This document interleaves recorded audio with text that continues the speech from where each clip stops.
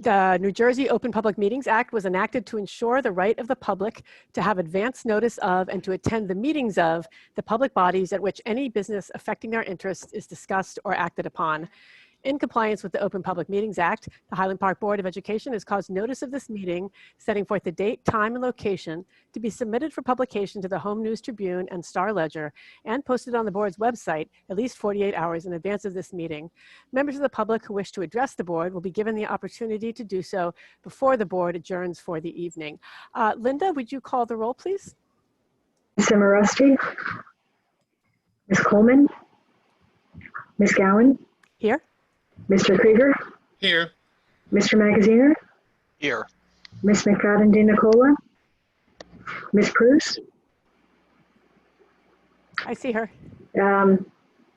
Just wave your hand. Hi, I'm here. Okay. Mr. Wislevich, Here. Mr. Woodward, Here. Linda, would you or Scott please lead us in the Pledge of Allegiance? Scott, are you going to put up a flag? You bet. Okay, I pledge allegiance to the flag of the United States of America and to the republic for which it stands, one nation, under God, indivisible, with liberty and justice for all. Thank you. All right. We do not have a superintendent's report tonight. So I'd like to go first immediately to our first public comment section. We'll follow that with our board action items. 1,000 plus 9,000 plus. Hello. And then we'll have a second public comment period. Normally we like to give people a chance to comment on our discussion before we vote. But I think in this case, people can learn all that's necessary to learn by all the information that's available by reading the agenda. So let's go ahead and have our first public comment session. The Highland Park Board of Education welcomes public participation and has reserved this time for your comments. Board policies 164 and 167 establish and regulate the right of the public to participate in public meetings. If there is anybody here who would like to speak at public comment, please either raise your virtual hand or turn on your video and wave, and I will call on you. Give everybody a few minutes to get themselves situated.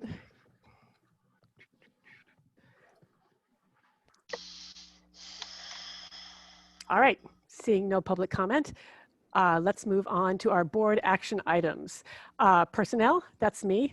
I'm going to read numbers 1 and 2 and then make a motion. Number 1 is the approval of termination of an employee. I move that the Board of Education accept the recommendation of the superintendent to approve the termination of employee number 1325, effective September 18th, 2020. Number 2, approval of payroll/personnel bookkeeper business office. I'd like to move that the Board of Education accept the recommendation of the superintendent to approve the appointment of Francine Gartner, Fran, payroll/personnel bookkeeper, $65,000 effective October 9th, 2020. Actually, let's do this the way we normally do. We'll have discussion, public comment, and then a vote. Is there any discussion of these two items? No. All right. Having read the personnel report, so to speak, we will have another public comment session. We're down to number 7 in the agenda, members of the public. The Highland Park Board of Education welcomes public participation and has reserved this time for your comments. Board policies 164 and 167 establish and regulate the right of the public to participate in public meetings. Is there any public comment? Please raise your hand. Please raise your hand or open your video. I see that I'm creating an echo. Chris Woodward, not member of the public, but go ahead. Yeah. Do you just want to clarify, is the public comment restricted to the agenda items? No, the public comment is open to everybody. Is there another public comment session after this, or is this the last one? No, this is our second and last public comment period. Okay. Yeah, let me just make that clear and give people a chance to reconsider whether they want to do public comment. This is our second public comment period. I should have given a clearer outline. Our second and last public comment period. And public comment is open on any topic that you want. It doesn't have to be about the agenda item. So if anyone in the public would like to speak, please raise your little blue hand or turn on your video and wave. Again, public comment can be about any topic tonight. I'm just going to wait a second and see if anybody is considering or reconsidering.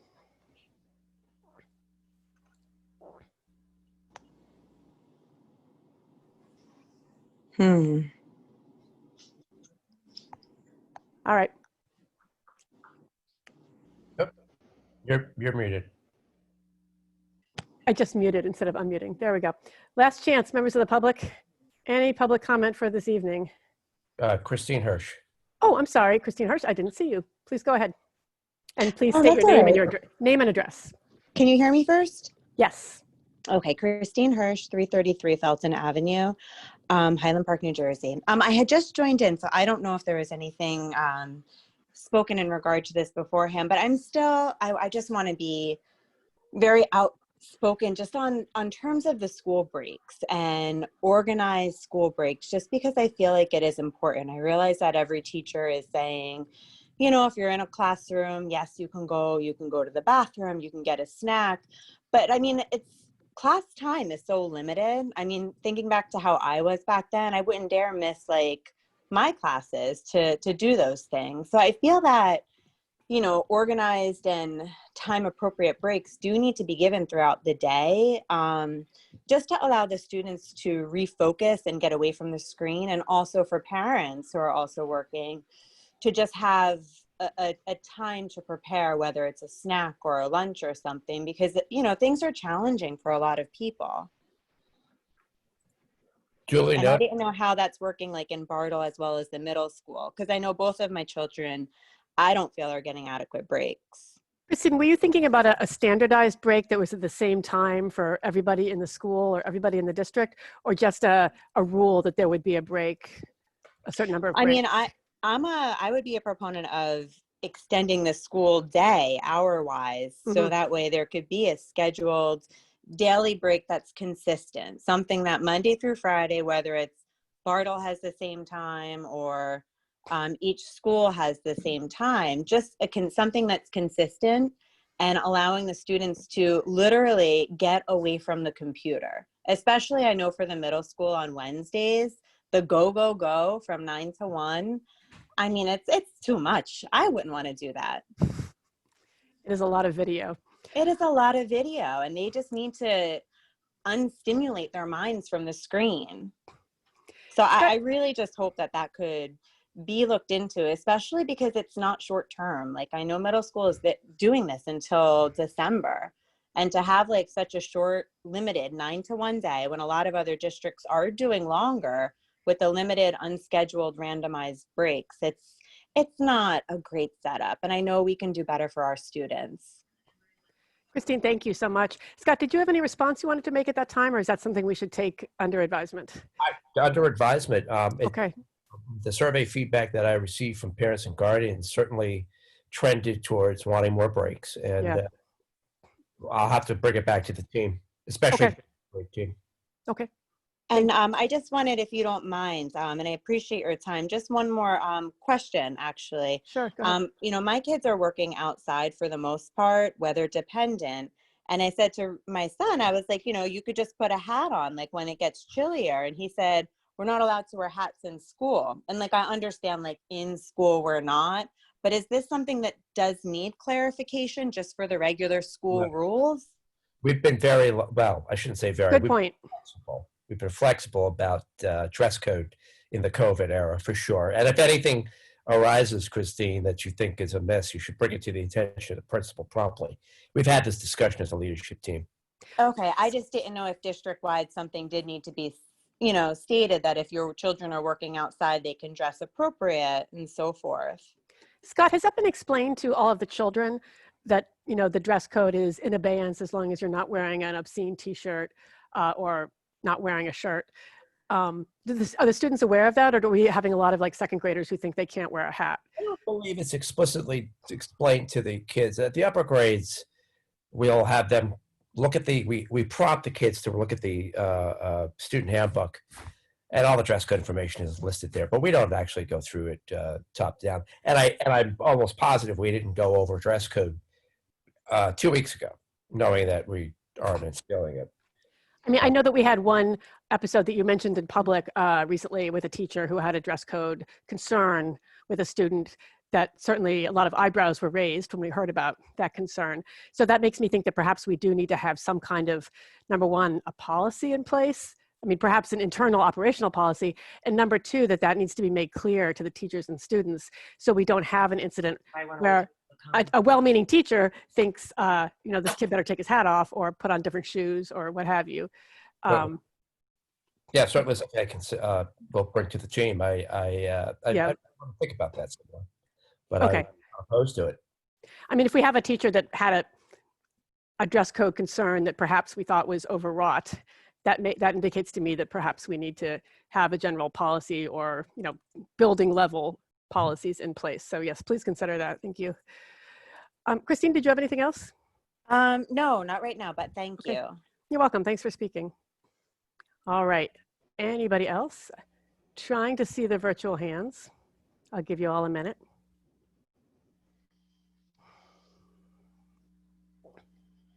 Oh, Darcy, you had your hand raised earlier. I'm sorry. I just wanted to say that my girls seemed to mention today that the high school put in some sort of break, I think in the middle of the day. I don't know exactly what that's about. I don't know if you know about that, Scott. Yeah, that's a result of the discussion that we had at the last leadership team meeting. Yeah.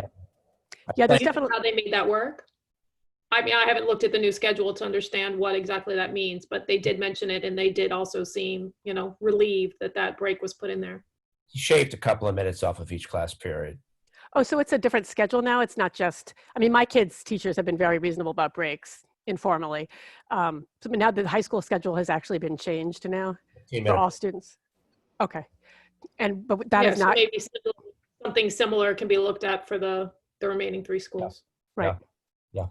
I mean, Ms. Brady sent out a great message about how students should feel free to, be empowered to ask for breaks. Some students are going to be nervous about that. So I would encourage the team to consider that. Looks like Christine has her hand back up. Oh, Christine, go for it. Do I need to state my address again? That's okay. Okay. So just one other quick question for middle school. In terms of sports, somebody had told me that there's actually soccer has been started, and I was a little confused about that because we didn't receive any notifications unless I missed it. And then in relation to the other sports like cross country and so forth, are those planning on starting? Fall sport conditioning has begun. We don't have competition starting until October 2nd. But Christine, the best person to ask in that case would be Caitlin Brady, or you can send an email to Craig Gervin. He's the athletic coordinator.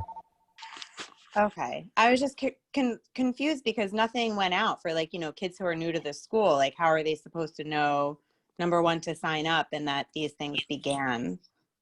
Right. I wish I could give you more information. I after making the decision that we're going to move forward from sports, I put it on Craig Gervin's shoulders to do the management piece. So why don't you reach out to him? He can be reached at cgervin@hpschools.net, or you can just look him up on the website. How do you spell the last name? Is it G? Gervin is spelled GIRVAN. Okay. At HP Schools. All right. Got it. Thank you. Would it make sense to put something on the website for new students who don't know who Mr. Gervin is? Absolutely. Okay. If you're interested in sports, here's the place to go. I mean, I know I found out about sports because my kid is desperately searching for information about sports, but if your kid is not in that situation. Mr. Magaziner. That. No, just that. If we put it on the website, we could even make an announcement, right? What the announcement is, and if you have questions, contact Mr. Gervin. I think that would be fair and helpful. Yeah. Just in case someone didn't get the message, or if there was no message sent out, to substitute for the message. Thank you very much. Thanks, Christine. All right, let's see. Anybody else? I see nobody else. Okay, seeing no further public comment, I would like to move personnel and communication items number 1 and 2. Is there a second? Second. Could we have a roll call, please, Linda? Ms. Simorowski? Yes. Ms. Coleman? Yes. Ms. Gowan? Yes. Mr. Krieger? Yes. Mr. Magaziner? Yes. Ms. McFadden DiNicola? Yes. Ms. Cruz? You're muted, Marilyn. Yeah. Ms. Bruce, Yes. Mr. Wislevich, Yes. Mr. Woodward. Yes. All right, thank you very much, everybody. Did anybody have anything they wanted to raise real quick among the board? Nope. Okay, I'd like to move that we adjourn. Is there a second? Second. All in favor? Aye. Aye. Bye. Thanks, everyone. Thanks, Thank you. members of the public. Good night. Bye-bye. Good night. Bye, everyone. Night. Good night. Bye-bye. Night.